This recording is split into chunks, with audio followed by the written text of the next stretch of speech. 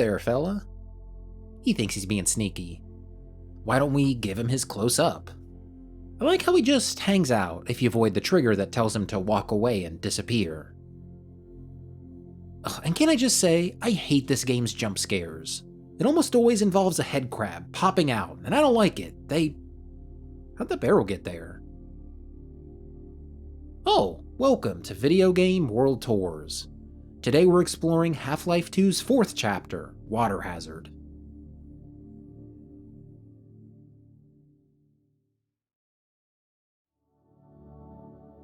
You cover a lot of ground in this chapter, and while a lot of it is just boring river stuff, there's of course interesting bits dotted throughout, like this ramp here. What is this thing's purpose? I mean, I know it exists in the game design as a little puzzle for you to solve, but what about in-world? Did the Resistance set this up? And the previous ramp too? If this wasn't here, Gordon would be boned. He'd have no way to keep moving forward with the airboat. Did they set up every ramp along the route from here to Black Mesa East? I guess they could use the airboat a lot, I don't know. Maybe they said something about this being a common route they take. I'm not a good listener sometimes. Oh wait, we gotta go back though. I almost forgot about this creepy cache. You go underwater and then back up into this cave. Horrifying. Naturally, there's a zombie waiting for you. Of course there is. Ugh. Just a skull sitting there. This would be an awful place to die. Actually, now that the zombie's gone, it's kinda cozy. I bet with some chill lighting and a little bit of redecorating, this would feel like home. Within spitting distance of that cache, there's another skull. Maybe these two fellas actually got stuck here because they didn't have an airboat to escape with at this ramp. And they were, definitely afraid of the water over here? It's just a theory, you know? Some airboating for a bit. Ooh, got a building up here. I love this whole sequence with you raiding this encampment. Mostly just because the vibes of this room are great. It's such like a normal space. This is just a garage. And yeah, maybe it's got turrets on the ceiling, but whatever. Interesting tidbit for you. I play with the gamepad while I write these videos, and I noticed that in this room here, the aim assist activates for these vehicles. Here's the movement without aim assist while I'm looking at the wall. Then as I move over the car, you can see it slows down. And as I shift around, my aim is slightly guided towards it. I guess they're like this because all instances of this vehicle are marked to engage aim assist, like the ones you see later in the chapter. But then they just didn't disable that for the harmless ones. Nobody has to be fired for that blunder, it's fine. Huh, that's weird. This bridge is supposed to lead you to this structure? I don't even know what you'd call it. You can't call it a building because there's no door. Just a bizarre thing that's easy to overlook. Also, the rest of this bridge is gone. Nowhere to be seen, not even lurking in the water below. There's a big, long sequence of you running away from the Combine. Nothing really to see throughout it, just a whole lot of getting shot at. It's funny seeing a puzzle like this in the world. Like, look at the system they have here. These two baskets are connected by a rope and some pulleys up above. But then there's also wooden support structures that connect them to the pillars? Who would set this up, and why? I feel like I need to reiterate this every couple videos, but I'm not pointing this out to dog on the level designers. I'm not taking the game down a peg for having something you probably wouldn't see in a real-life version of this space. I just think it's fun to take games super seriously sometimes, and see what that reveals about the world. Like the Resistance members love to set up little puzzles for their caches. How fun is that? Even though they're fighting to save humanity, they still find time to enjoy themselves. Which, in this case, involves setting up complex systems for a simple puzzle. When I rode the airboat into this large area, my first instinct was to drive to this ship. I was hoping I could go inside. But alas, none of the doors are open. That's a bummer. Got another interior area to rummage through. Huh. There's a door back there, but there's no gate on this fence. You can tell this isn't really meant to open. Imagine that door getting locked behind you. Can't get through and can't even climb over it either. You'd be truly good and trapped.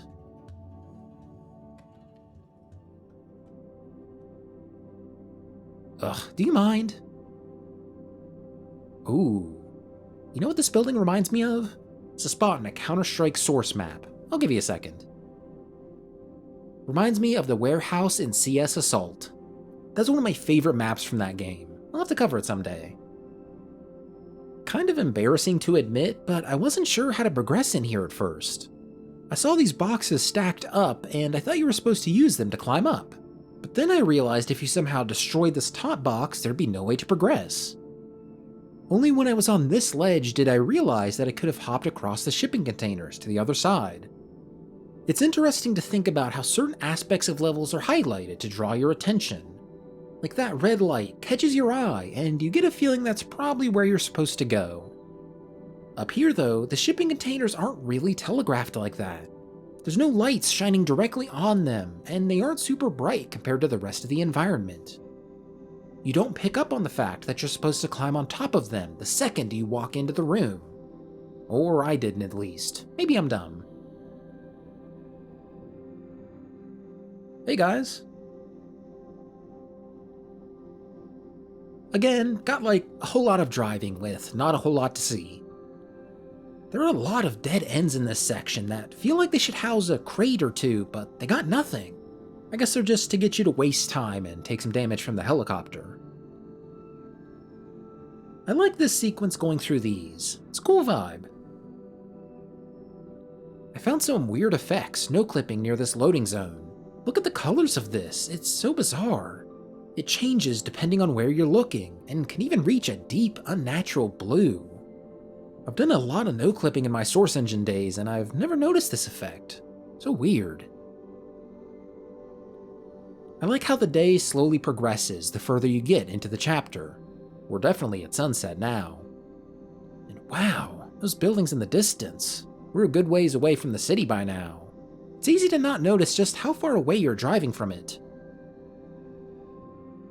Thank God these are here. This is a cool bit of graffiti. Imagine not a lot of people come through here. Huh. Oh my god, this spot? This I truly don't get.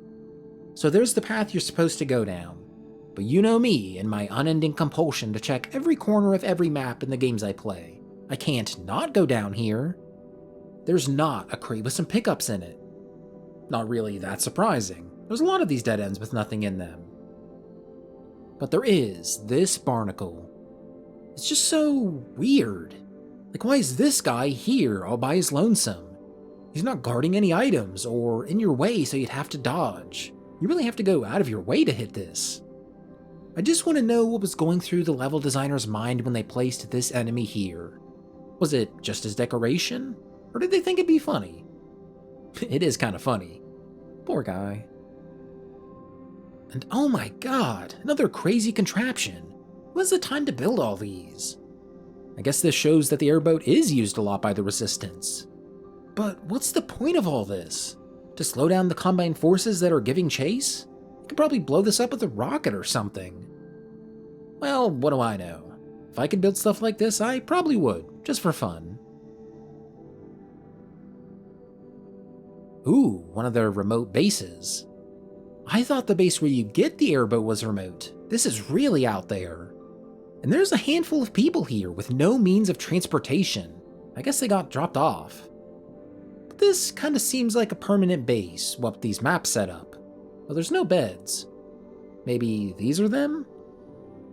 Can I stay the night? I want to be the Vortigaunt's little spoon. Tiny little detail I love here. You come blazing down this tunnel with your newly mounted airboat gun. The helicopter descends at the end of it and you blast away.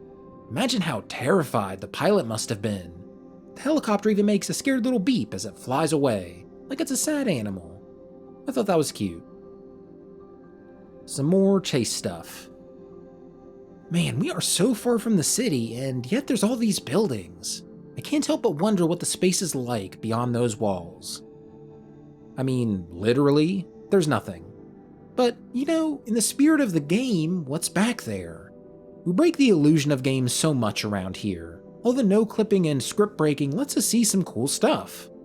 But it's important to remember that we're not normally supposed to do that. The developers carefully designed the world so that what you see in the playable space is basically all that exists. There aren't secretly tons of roads and buildings beyond that wall. But they want you to think there are. And even now, after technically breaking this game so much, I can still buy into that illusion. It's fun to. This spot really speaks to me in that way. There's a small little camp back here, though it got overrun by a ton of headcrabs. You can see a dead guy up there. This is probably his place. Or his. I kinda like it. Wait, do you hear that? Is that wind chimes? Valve games always have such interesting soundscapes. I can't say I've heard this one in particular.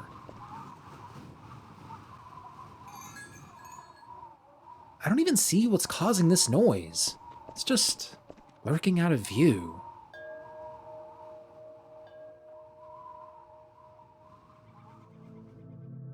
Ooh, this feels different. Oh my god, I hate this part. Let's just move on before I get a headache. This reminds me of a room from another game. I don't know how you guys feel when I do this, but sometimes I just get struck with an intense familiarity in some rooms. Like this room gives me the same vibes as the room you teleport into on the final stage in Risk of Rain 2. Especially now, because I know it leads into a boss fight. Such a big arena they give you here. I've said it before, but I've always been a fan of excessively big boss rooms. It gives the fight such scale. And with you chasing the helicopter throughout this whole chapter, this feels like a fitting place to end it.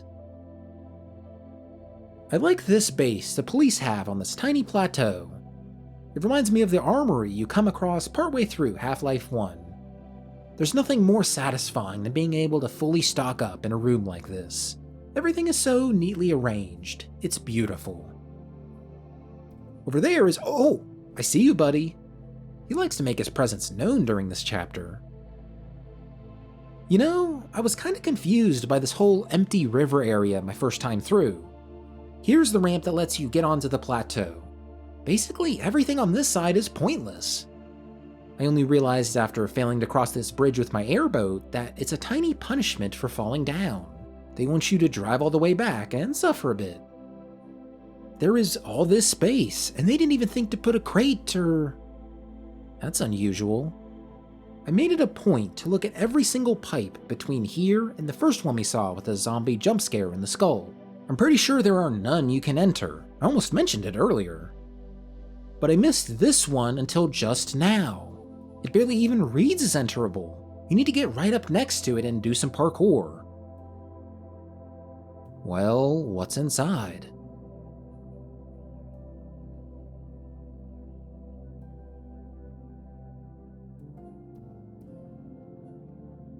My goodness, I never knew this existed. How many of you have seen this? I know the main achievement tied to secrets has you finding all the caches throughout the game, but this isn't one of them. Is there anything tied to this? You all have been playing Half-Life 2 longer than me, you know these things. Look at that, he's cooking fast head crabs. You get to see them before they're properly introduced. I love when this game teases enemies like that. Sorry, I'm just appreciating this space. I was ready to end this chapter talking about the dam and the jump you have to make, but this is so much more interesting. I even surprise myself sometimes. That's all I got for today. Thanks for watching, Predizens. See you all next time.